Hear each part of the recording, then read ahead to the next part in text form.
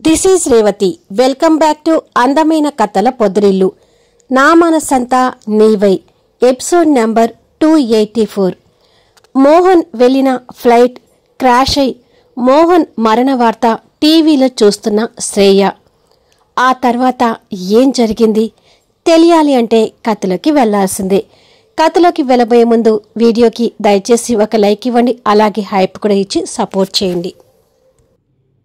ఏంటి కళ్యాణ్ ఇది, అనవసరంగా సంసారాన్ని పాడు చేసుకుంటున్నావు అంటూ ఆర్య ఫోన్లో కళ్యాణ్కి ఉచిత సలహాలు ఇస్తుంటాడు. రేయ్, నీ నోటి నుంచి సంసారం అనే మాట వచ్చిందంటే అక్కడికి వచ్చి నీ పొట్ట కోసి పేగులు బయటికి తీస్తాను, జాగ్రత్త అంటూ సీరియస్ అవుతాడు కళ్యాణ్.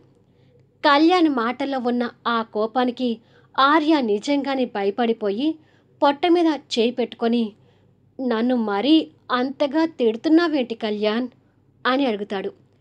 తిట్లతోనే ఆపుతున్నాను, చంపనందుకు సంతోషపడు అంటాడు. వీడు నన్ను తిట్టడమే సరిపోతుంది కానీ సాక్షి గురించి ఏమీ చెప్పడం లేదేంటి? సాక్షి గురించి కళ్యాణ్ తీసుకురాకపోతే నేనే ఆ టాపిక్ తీసుకొస్తాను అని మనసులో అనుకొని, ఓ నువ్వు సాక్షికి ఫేవర్గా ఉండి నన్ను తిడుతున్నావా? ఇంతకీ ఆ సాక్షి ఎలా ఉంది? మిమ్మల్ని కలిసినప్పుడు నా గురించి మాట్లాడుతుందా అంటూ క్యూరియాసిటీగా అడుగుతాడు. ఫోన్ పెట్టేరా పోరంబోకడా అంటూ క్లాస్గా ఉన్న కళ్యాణ్ కాస్త మాస్లోకి దిగుతాడు. ఆ తిట్లకి విస్తుపోతూ టక్కున ఫోన్ పెట్టేసి, వామ్మో, అసలు నేను కాల్ మాట్లాడింది కళ్యాణ్తోనేనా? కళ్యాణ్ కంటే అర్జున్ నయం అనిపించింది. తిడితే తిట్టినా ఆ సాక్షి గురించి 2 కబుర్లు చెప్పి తిట్టి ఉంటే బాగుండేది. ఛ, సాక్షి గురించి వినాలని ఉంది అని అనుకొని తెలియకుండానే తన గురించి బాధపడుతుంటాడు. ఇక్కడ కళ్యాణ్ కోపం ఇంకా కంట్రోల్ కాలేక, ఈడియట్, అనవసరంగా సాక్షి లైఫ్లోకి వచ్చి తనని ఏడిపిస్తున్నాడు అని ఇంకా ఆర్యని కోపంగా తిట్టుకుంటాడు. సాక్షి గురించి ఏమీ తెలియకపోయేసరికి ఆర్య కాలు కాలిన పిల్లిలా అటూ ఇటూ తిరుగుతూ, అసలు ఇదంతా ఎందుకు? శ్రేయాకి ఫోన్ చేస్తే తన గురించి చెప్తుంది కదా అని అనుకొని ఈసారి శ్రేయాకి ఫోన్ చేస్తాడు. మోహన్ ఫోన్ కాల్ కోసం పడిగాపులు కాస్తున్న శ్రేయ మోహన్ రూమ్లో బెడ్ మీద ఉన్న తన ఫోన్ రింగ్ అవుతుంటే మోహన్ కాల్ చేస్తున్నాడేమో అని బాబుని ఎత్తుకొని ఆశగా ఫోన్ దగ్గరికి వస్తుంది.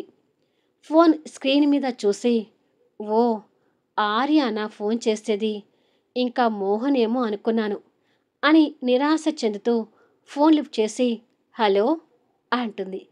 ఎలా ఉన్నావు శ్రేయ అని అడుగుతాడు. రోజు ఫోన్ చేస్తూనే ఎలా ఉన్నావని మళ్ళీ కొత్తగా అడుగుతున్నావేంటి ఆర్య అంటుంది శ్రేయ.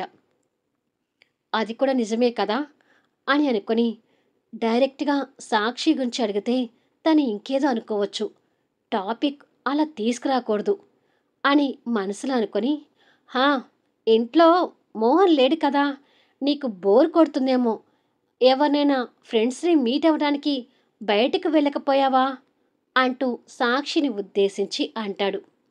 ఆర్య మాటలో ఉన్న భావం శ్రేయ అర్థం చేసుకోలేక, నాకు నువ్వు తప్ప అంత బెస్ట్ ఫ్రెండ్స్ ఎవరూ లేరులే అని అంటుంది.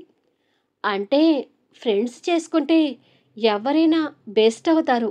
ఇప్పుడు ఎగ్జాంపుల్, ఇప్పుడు మైథిలి నీ ఫ్రెండే కదా, అలాగే సాక్షి కూడా నీ ఫ్రెండే అవ్వచ్చు, వెళ్ళి సాక్షిని కలవరాదు అంటూ ఇక్కడ కూడా ఉచిత సలహా ఇస్తుంటాడు. అప్పటికి కూడా శ్రేయ ఆ మాటలో ఉన్న భావం కరెక్ట్గా అర్థం చేసుకోలేకపోతుంటుంది. ఈలోపు మోహన్ దగ్గర నుంచి వెయిటింగ్ కాల్ వస్తుంటుంది. అది చూసి సంతోషపడుతూ, మోహన్ కాల్ చేస్తున్నాడు, నువ్వు ఫోన్ పెట్టే ఆర్య అని అంటుంది.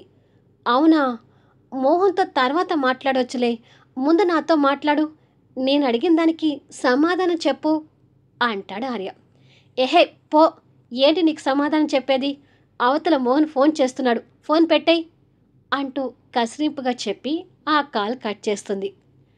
అక్కడి నుంచి కూడా అలాంటి రెస్పాండ్ వచ్చేసరికి ఆర్య నిరసించిపోతూ, ఈ మోహన్ ఇప్పుడే ఫోన్ చేయాలా అని అనుకుంటాడు.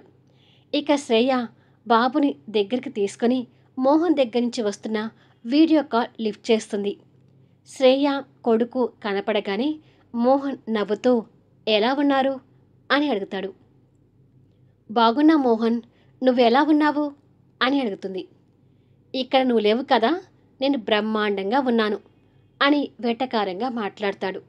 అలా మాట్లాడగానే శ్రేయ మొహం చిన్నబుచ్చుకుంటుంది. మోహన్ తన మొహాన్ని గమనిస్తూ నీ ఫేస్ చూపించింది చాలే కానీ నాకు బాబు బాగా కనిపించట్లేదు, ముందు వాణ్ణి చూపించు అంటాడు. సరే అని బాబు కనపడేటట్టుగా బాబుని ఒడిలో కూర్చోబెట్టుకొని బాబు వైపు కెమెరా ఫోకస్ చేసి చూపిస్తుంది. తండ్రిని చూడగానే బాబు కేరింతలు కొడుతుంటాడు. చూసావా, నువ్వు కనపడగానే వీడు ఎంతగా ఉత్సాహపడిపోతున్నాడో అంటుంది శ్రేయ. వాడికి నీ జిడ్డు మొహం బోరు కొట్టి నన్ను చూసేసరికి కొత్తగా ఉత్సాహపడుతున్నాడులే అంటూ మళ్ళీ వెటకారాలు ఆడతాడు.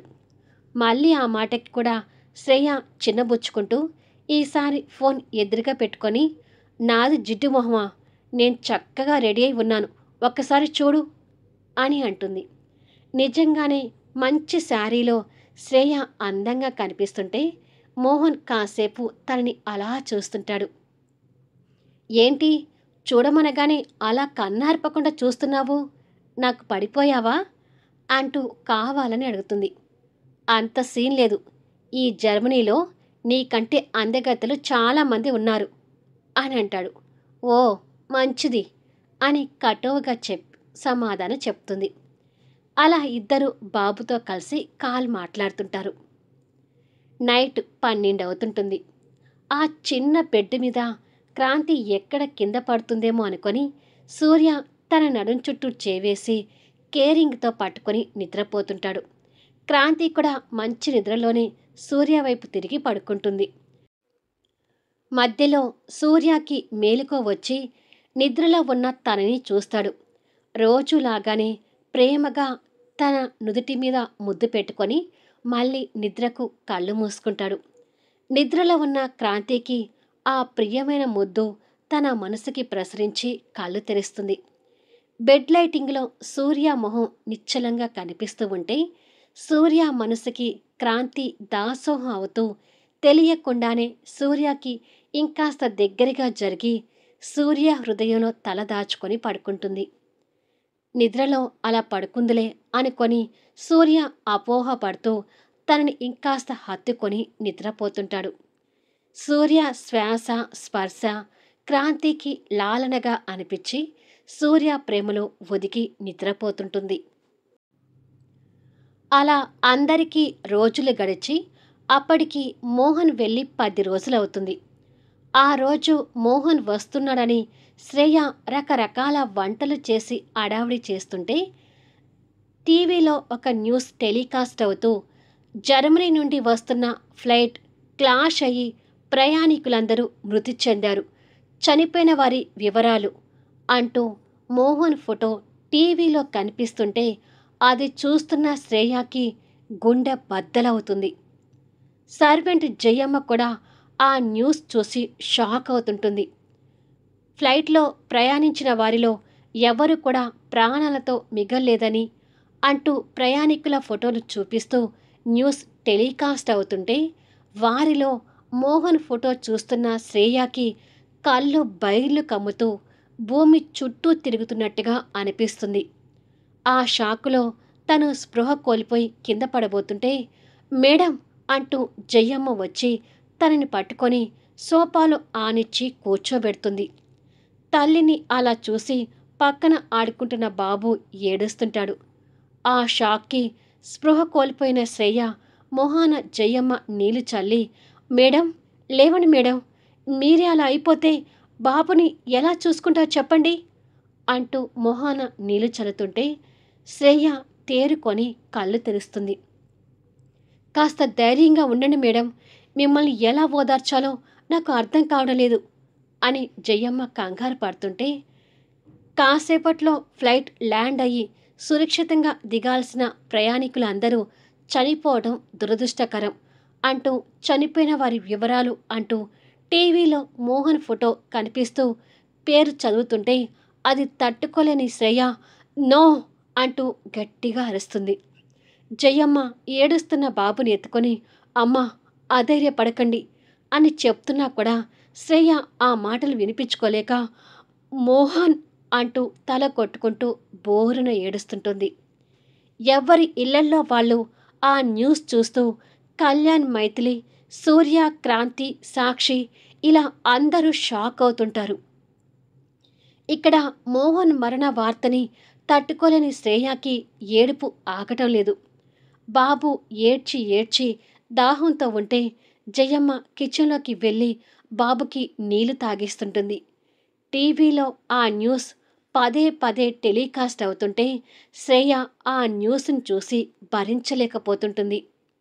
క్షణికావేశంలో ఇంకేమీ ఆలోచించకుండా స్టెప్స్ ఎక్కి పైకి వెళ్తుంటుంది.